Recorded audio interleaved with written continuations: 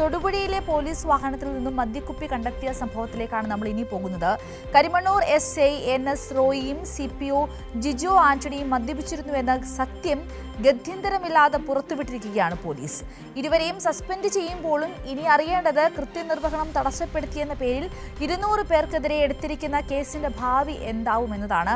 Kairali news പുറത്തുവിട്ട നിരന്തര വാർത്തകളുടെയും കോടതി ഇടപെടലിന്റെയും ഫലമായിട്ടാണ് പോലീസ് പൂഴ്ത്തിയ റിസൾട്ട് പുറത്തു വന്നിരിക്കുന്നത്.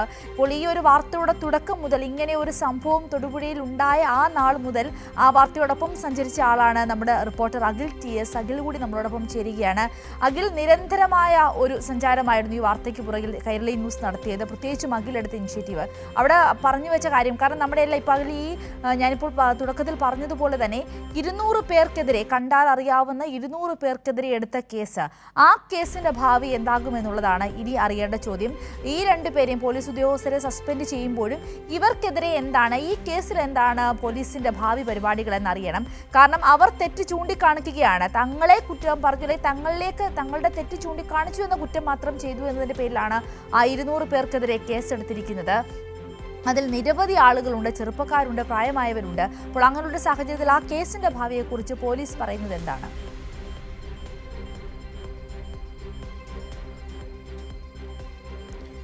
സിന്ധൂരി, തീർച്ചയായും ഒരാഴ്ച നീണ്ടു നിന്നൊരു യാത്രയാണ് ഒരുപക്ഷെ ഇന്നലെ രാവിലെ SP പുറത്തുവിട്ട റിപ്പോർട്ടോടുകൂടി കൈരളി ന്യൂസിന് നിരന്തരമായ ശ്രമമായിരുന്നു ആദ്യഘട്ടത്തിൽ മുതൽ. അതായത് 19-ാം തീയതി ലോകകപ്പ് ഫൈനൽ നടക്കുന്ന, കൃത്യമായി പറഞ്ഞാൽ കഴിഞ്ഞ ഞായറാഴ്ച മുതലാണ് ഈ വാർത്തയുടെ ആരംഭം. ലോകകപ്പ് ഫൈനൽ നടക്കുന്ന അന്ന് രാത്രി ആരംഭിച്ച് അന്ന് രാത്രിയാണ് ഇത്തരത്തിൽ കരിമണ്ണൂർ SI ആയിട്ടുള്ള NS റോയിയും ഡ്രൈവറും മദ്യപിച്ച് ലോകകപ്പ് ഫൈനൽ ബിഗ് സ്ക്രീനിൽ പ്രദർശിപ്പിക്കുന്ന തൊടുപുഴ മങ്ങാട്ടുകവലയിലെ വേദിയിലെത്തുകയും അവിടെ പ്രശ്നങ്ങൾ ഉണ്ടാക്കുകയും തുടർന്ന് സംശയം തോന്നിയ നാട്ടുകാർ ഇവരെ തടഞ്ഞു വെക്കുകയും ചെയ്തത്.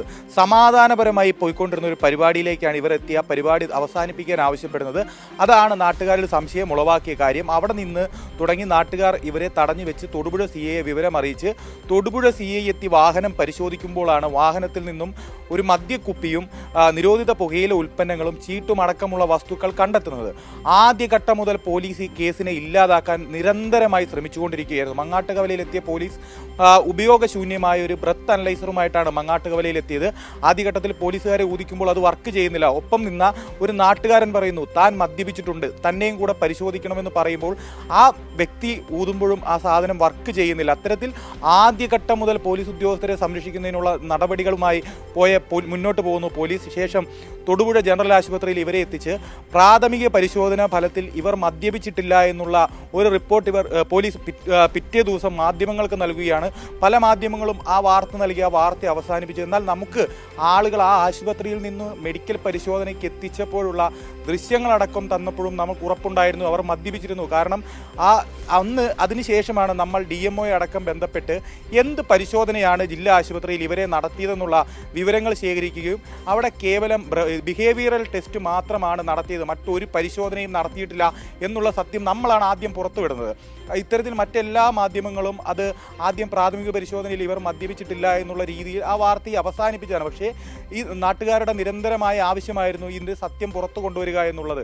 കാരണം 200 പേർക്കെതിരെ, 200 പേരിൽ പൊതുപ്രവർത്തകരുണ്ട്, തൊടുപുഴ നഗരസഭാ കൗൺസിലറുണ്ട്, വിവിധ രാഷ്ട്രീയ കക്ഷികളിൽപ്പെടുന്ന ആളുകളുണ്ട്, നിരവധി യുവാക്കളുണ്ട്. ഈ 200 പേർക്കെതിരെയാണ് ഇവർ ഒരു ഇതും, അതായത് NS റോയിയെ ഇവർ തടഞ്ഞു എന്ന കേസും പറഞ്ഞ് FIR ഇട്ട് ഇവർക്കെതിരെ കേസ് എടുക്കുന്ന ഘട്ടമുണ്ടായത്. ആ ഘട്ടത്തിൽ അതിനകത്ത് ഏറ്റവും പ്രധാനപ്പെട്ട കാര്യം, ഇത്തരത്തിൽ ഔദ്യോഗിക വാഹനത്തിൽ നിന്നൊരു മദ്യക്കുപ്പിയും നിരോധിത പുകയില ഉൽപ്പന്നങ്ങളും അടക്കം കണ്ടെത്തുമ്പോഴും ഇത് എവിടെ നിന്ന് വന്നു എന്ന് ഒരു ഘട്ടത്തിൽ പോലും അന്വേഷിച്ചില്ല.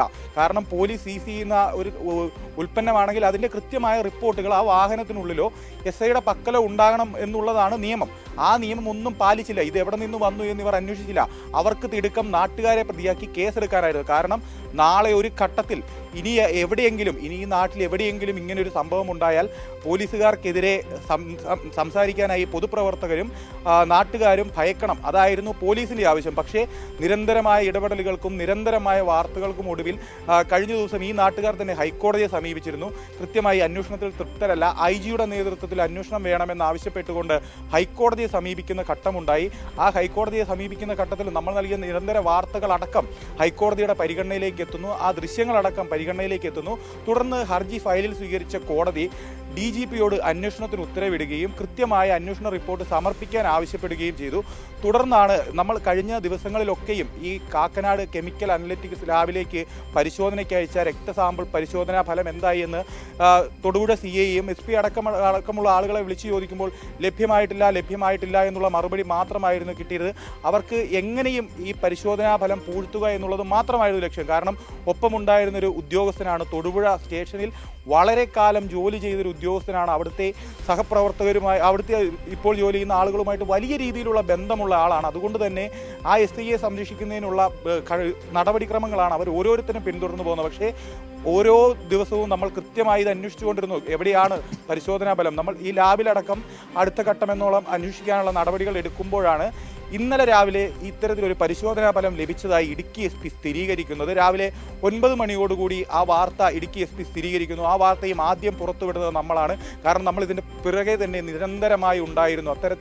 ഇത്തരത്തിൽ ഇടുക്കി SP ഈ വാർത്ത സ്ഥിരീകരിക്കുമ്പോൾ ഇരുവരും മദ്യപിച്ചിരുന്നു എന്നുള്ള വാർത്ത പുറത്തേക്ക് വരികയായിരുന്നു. ശേഷം അറിയേണ്ടത് ഇവർക്കെതിരെ എന്ത് നടപടിയാണ് എടുക്കുക എന്നുള്ളതായിരുന്നു. ഇന്നലെ രാത്രിയോടുകൂടി എറണാകുളം റേഞ്ച് DIG ആയിട്ടുള്ള യതീഷ് ചന്ദ്ര ഇവരെ സസ്പെൻഡ് ചെയ്തുകൊണ്ടുള്ള ഉത്തരവ് പുറപ്പെടുവിച്ചിരുന്നു. അതിനു മുൻപ് തന്നെ നാട്ടുകാരുടെ നേതൃത്വത്തിൽ ഇവർ മദ്യപിച്ചിരുന്നു എന്ന് കണ്ടെത്തിയതിനെ തുടർന്ന് പോലീസ് സ്റ്റേഷന് വാതിക്കൽ വലിയൊരു ഫ്ലെക്സ്, കള്ളുകുടിയനെ പുറത്താക്കുക എന്നുള്ള രീതിയിൽ വലിയൊരു ഫ്ലെക്സ് നാട്ടുകാരുടെ പ്രതിഷേധം അറിയിച്ചുകൊണ്ട് അവർ സ്ഥാപിച്ചു. അത്തരത്തിൽ ഒരു ഘട്ടത്തിൽ നാട്ടുകാർ ഇത് പോലീസ് വാഹനത്തിൽ വെച്ചുകൊണ്ട് പോലീസിനെ മനഃപൂർവ്വം പ്രതിയാക്കാൻ ശ്രമിക്കുകയാണ് എന്നുള്ള വാർത്തകൾ അടക്കം പോലീസ് പ്രചരിപ്പിച്ചിരുന്നു. ഇതിനെല്ലാമുള്ള അമർഷമായിരുന്നു നാട്ടുകാർ തീർത്തത്. അപ്പോഴും നാട്ടുകാർ പറയുന്നൊരു കാര്യം, ഞങ്ങൾക്ക് പോലീസുകാരുടെ വായിൽ മദ്യമൊഴിച്ച് കൊടുക്കാൻ കഴിയില്ലല്ലോ എന്നുള്ളതായിരുന്നു. അത്തരത്തിൽ രക്തപരിശോധനാ സാമ്പിൾ ഫലം പുറത്തു വരുമ്പോൾ ജയിച്ചത് 200ഓളം വരുന്ന നാട്ടുകാരാണ്, ഈ തൊടുപുഴ നിവാസികളാണ് എന്നുള്ളത് പറയാതിരിക്കാൻ കഴിയില്ല. കാരണം അവർ നടത്തിയ നിരന്തര പോരാട്ടമായിരുന്നു ഈ കേസ് പുറത്തു കൊണ്ടുവരിക എന്നുള്ളത്.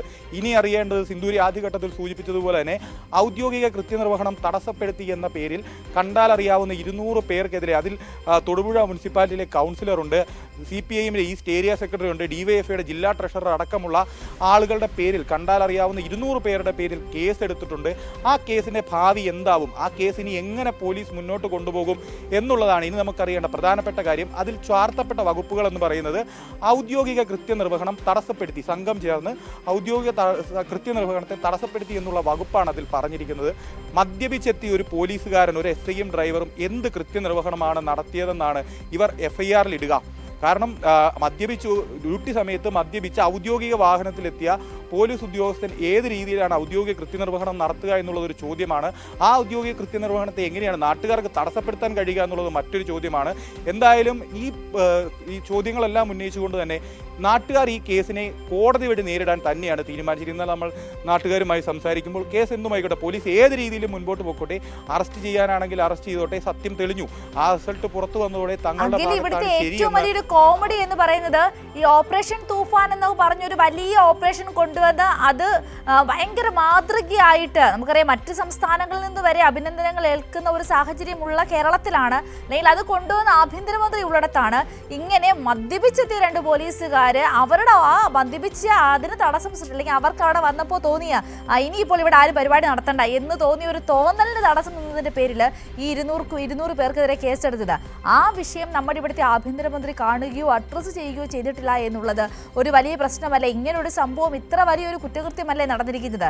അപ്പോൾ ഈ ഓപ്പറേഷൻ തൂഫാന്റെ പേരിൽ നിരന്തര വാർത്താ സമ്മേളനം നടത്തുകയും അതിലുണ്ടായിരിക്കുന്ന അല്ലെങ്കിൽ അതിൽ കണ്ടെത്തിയിട്ടുള്ള കേസുകളെ കുറിച്ചൊക്കെ നിരന്തരം പറയുകയും ചെയ്യുന്ന ആഭ്യന്തരമന്ത്രി എന്തുകൊണ്ടാണ് സ്വന്തം സേനയ്ക്കുള്ളിൽ സംഭവിച്ച ഈ ഒരു പിഴവ് അഡ്രസ്സ് ചെയ്യുകയും അതിൽ ഈ ജനങ്ങളോട് മാപ്പ് പറയുവാനും തയ്യാറാവാത്തത്? അതൊരു ധാർമ്മികമായ ഉത്തരവാദിത്തമല്ലേ ആഭ്യന്തരമന്ത്രിയുടേത്?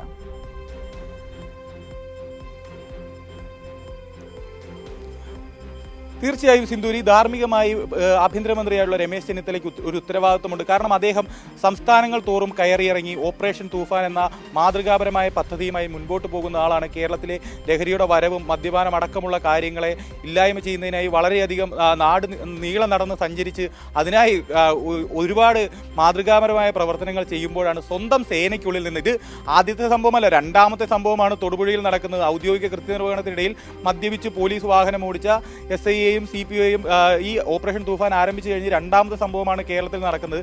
ഇത്തരത്തിൽ ആളുകൾക്ക് സംശയം തോന്നി ആളുകൾ തടഞ്ഞു വെക്കുകയും ആളുകൾക്കെതിരെ കേസെടുക്കുകയും ചെയ്തു. എന്നാൽ നിലവിൽ ഇതുവരെ ആഭ്യന്തരമന്ത്രി ഈ വിഷയത്തിൽ പ്രതികരിച്ചിട്ടില്ല. ഈ ഏറ്റവും മാതൃകാപരമായ കാര്യം അദ്ദേഹം ആളുകളെ ഓപ്പറേഷൻ തൂഫാൻ വാരിയേഴ്സായി ഏറ്റവും കൂടുതൽ ആളുകളെ ചേർക്കുന്ന ഒരു ആഭ്യന്തരമന്ത്രിയാണ്. കാരണം കഴിഞ്ഞ ദിവസം ഓട്ടോ തൊഴിലാളികളടക്കം ഇത്തരത്തിൽ തൂഫാൻ വാരിയേഴ്സായി അദ്ദേഹം പ്രഖ്യാപിക്കുമ്പോൾ എൻ്റെ അഭിപ്രായത്തിൽ ഈ നാട്ടുകാരെ അദ്ദേഹം തൂഫാൻ വാരിയേഴ്സായി പ്രഖ്യാപിച്ചുകൊണ്ട് ഈ നാട്ടുകാരോട് അദ്ദേഹം എടുത്ത കേസിന് മാപ്പ് പറയുകയും കണ്ടെത്തിയ ആ പോലീസ് ഉദ്യോഗസ്ഥർ മദ്യപിച്ചിരുന്നു എന്ന് കണ്ടെത്തിയ നടപടിയിൽ അവരോട് നന്ദി പറയുകയും ചെയ്യുക എന്നുള്ളതാണ് ഏറ്റവും മാതൃകാപരമായ നടപടി. കാരണം ഓപ്പറേഷൻ തൂഫാൻ എന്നൊരു പരിപാടി മുമ്പോട്ട് കൊണ്ടുപോകുമ്പോൾ ഏറ്റവും മാതൃകാപരമായി ചെയ്യാൻ കഴിയുന്ന ഏറ്റവും ഉദാത്തമായി സ്വീകരിക്കാൻ കഴിയുന്ന നടപടി എന്ന് പറയുന്നത് ഈ നാട്ടുകാരോടാണ് നന്ദി പറയേണ്ടത്. കാരണം സ്വന്തം സേനയ്ക്കുള്ളിലെ പുഴുക്കുത്തുകളെ തുറന്നു കാണിച്ചത് ഈ നാട്ടുകാരാണ്. ഈ നാട്ടിൽ 200ഓളം വരുന്ന ചെറുപ്പക്കാരായ ആളുകളാണ്.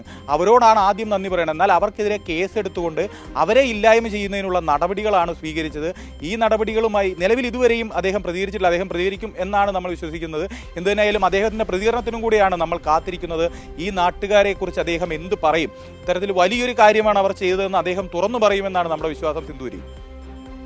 അതെ, അഖിൽ പറഞ്ഞതുപോലെ തന്നെ കൃത്യമായി ഇവിടെ ഒരു പ്രതികരണം ആഭ്യന്തരമന്ത്രിയുടേതുണ്ടാകണം. സ്വന്തം സേനയ്ക്കുള്ളിൽ നിന്നും ഇത്ര വലിയ തരത്തിലൊരു നാണം കെട്ട സംഭവം ഉണ്ടാകുമ്പോൾ അവിടെ എന്താണ് ആഭ്യന്തരമന്ത്രിക്ക് പറയാനുള്ളത് എന്നറിയുവാനുള്ള സാമാന്യമായ ഒരു ആകാംക്ഷ, ഒരു കൗതുകം നമുക്കുമുണ്ട്. ആ പ്രതികരണത്തിന് വേണ്ടി നമുക്ക് കാത്തിരിക്കാം. എന്തായാലും ആ 200 പേർക്കെതിരെ ഏത് തരത്തിലുള്ള കേസ് പോലീസ് എടുത്താലും അത് കോടതിയിൽ നിയമപരമായി നേരിടുവാനാണ് ആ ജനത തീരുമാനിച്ചിരിക്കുന്നത്. നമ്മളും അവർക്കൊപ്പം തന്നെയാണ്. അഖിൽ TS ആണ് വിശദമായ വിവരങ്ങൾ നമ്മളോട് പങ്കുവച്ചത്.